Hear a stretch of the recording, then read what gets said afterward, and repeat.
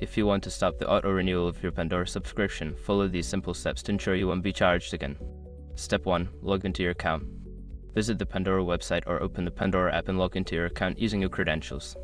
Step 2. Access account settings. Once logged in, navigate to your account settings. This is usually found in the menu or under your profile icon. Step 3. Find subscription information. In account settings, look for the section labeled Subscription or Billing. Click on it to view your current subscription details. Step 4. Cancel auto-renewal. Within the subscription section, you should see an option to manage your subscription. Select the option to cancel auto-renewal or subscription and follow any prompts to confirm your decision. Step 5. Check confirmation.